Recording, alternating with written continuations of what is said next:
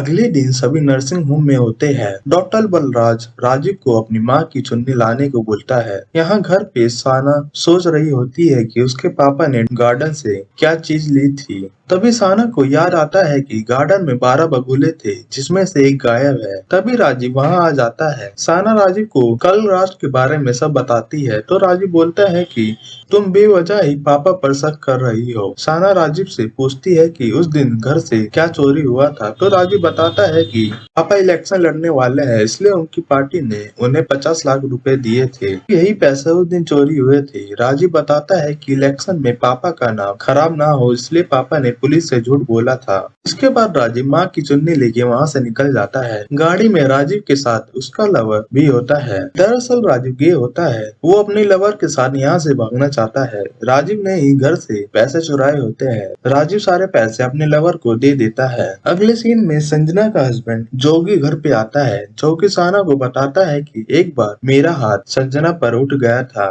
तभी से ही संजना ने मेरे साथ रहना से मना कर दिया था। जोगी बोलता है कि मैंने अपनी गलती की माफी भी मांगी थी, लेकिन किसी ने भी मुझे माफ नहीं किया। इसके बाद सभी शमशान घाट में बलवंत का अंतिम संस्कार करते हैं। अंतिम संस्कार के बाद जोगी डॉक्टर बलराज से मिलता है। बलराज जोगी को अकेले में ले जाके बहुत डांटते हैं। इसके बाद साना रोमी से मिलती है। रोमी नर्सिंग में काम करती है और साना को ये भी पता होता है कि उसके पापा का रोमी के साथ अफेयर चल रहा है। अगले सीन में सोडी का बेटा मोंटी साना से मिलता है। कुछ देर बाद बात करके साना मोंटी को बताती है कि उस दिन मैंने अपने आंखों से देखा था कि मेरे पापा ने तुम्हारे पापा को बहुत पीटा था और उसके अगले ही दिन तुम्हारे पापा ने सुसाइड कर लिया था। मोंटी बोलता है कि तुम ये सब आज क्यों बता रही हो, तो साना बोलती है कि आज भी पापा ने वही किया है। मुझे लगता है कि मॉम को भी उन्हीं ने ही मारा है। अगले सीन में बलराज रोमी के घर जाता है। बलराज रोमी को एक घर के पेपर और एक गाड़ी गिफ्ट में देता है। साथ ही वो रोमी को एक रिंग भी देता है। रोमी पूछती है कि आपने ये रिंग कब खरीदी। बलराज बोलता है कि जब मुझे बलवंत के बारे में पता चला तो तब मैं शॉप पे ही था।